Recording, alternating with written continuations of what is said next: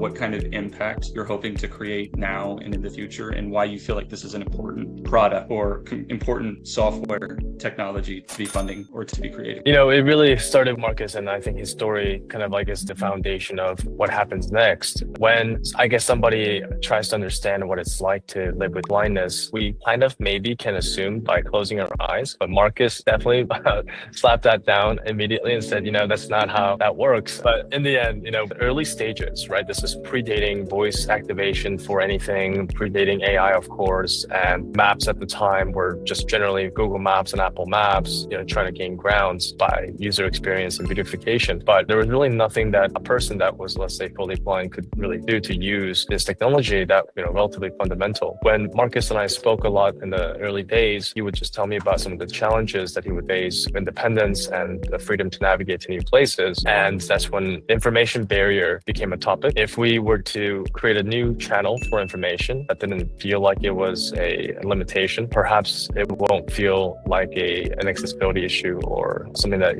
you couldn't accomplish. So that's when we started to prototype, started developing haptic wearables and vibration-based tech that was able to get Marcus around the corner of our office. And from there, we were able to get an amazing opportunity to work with Simon, a blind runner from London. And so he reached out looking at our TechCrunch article and said, hey, I'm working with a lot of auditory feedback with IBM, but it's so distracting that I can't actually keep using it. I'd like to try out your technology and have a more discreet sensation for guiding the New York City Marathon independently. So we were like, hey, that sounds awesome. Let's give it a try. Started to create that prototypes and incredible amount of challenges we faced during that time period. But we were able to do it and make history, guiding the first blind person in the marathon using our haptic tech. And since then, we've recognition from Google, from different major companies around the world. The TED Talk, Discovery Channel documentaries, and Front Page or Times really got us out there and kind of representing New York, right? Like tech scene is here, people are crazy, and we'll do the things that people are considering impossible and change history or change the future.